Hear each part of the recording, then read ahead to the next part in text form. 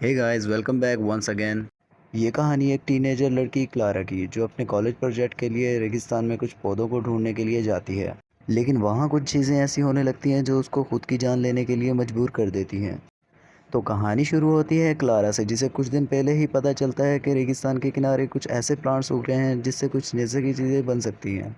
और इसीलिए उन पौधों को ढूंढने के लिए सीधा रेगिस्तान के धूल में पहुंच जाती है और सैंपल अपने पास रख लेती है। और दूसरी साइड हम किसी अनजान शख्स को देखते हैं जो किसी की लाश को इसी एरिया में गाड़ रहा था। उसके बाद वो किसी अनजान शख्स को कॉल करता है और कहता है इसका काम हो गया है और अब हमें कोई दूसरा पायलट चाहिए। और इसके पीछे की स्टोरी क्या है ये आपको कहानी के आखिर में पता चल जाएगी।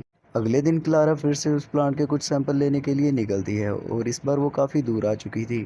यहाँ आने से भी उसे कुछ नहीं मिलता। तभी हम एक एनी नाम की लड़की को देखते हैं जो कि बाइक राइड कर रही थी। एनी असल में यहाँ के शेरिफ की बेटी है जो क्लारा को देखकर शौक थी कि आखिर वो ऐसे सुनसान बिया में क्या कर रही है।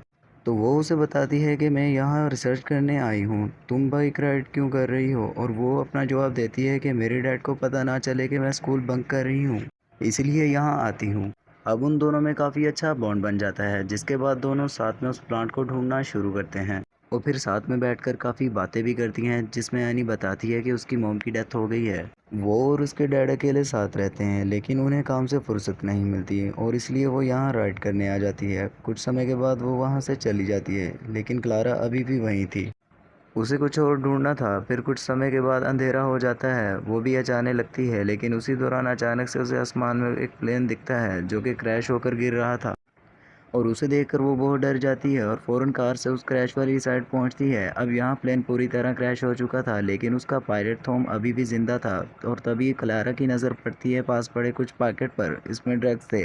पहले तो वो उस पायलट को बचाने की सोच रही थी, फिर वो समझ जाती है कि ये आदमी किसी तरह का स्मगलर है और इसीलिए यहाँ से भाग जाना इस समय सही होगा। वो कार स्टार्ट करती है लेकिन इससे पहले कि वो भाग पाती थॉम इस पर गोलियां चलाना शुरू कर देता है, जिसकी वजह से उसकी कार एक गड्ढे में फंस जाती है। यहाँ क्लारा थॉम्स के कब्जे में थी, वो जो चाहे इसके साथ कर सकता था। लेकिन क्लारा दिमाग लगाती है और कहती है तुम्हें पता भी है तुम इस वक्त कहाँ पे हो।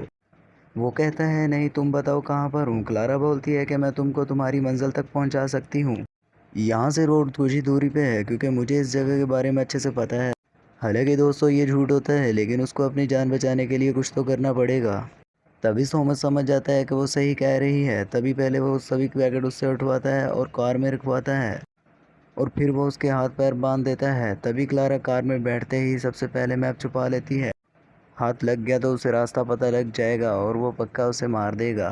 कार में चाकू भी था और वो तभी उसे हटाने वाली होती है कि तभी वहाँ पे थॉमस आ जाता है। तभी हम वहाँ उस अनजान शख्स को देखते हैं जो कि एक सप्लायर है।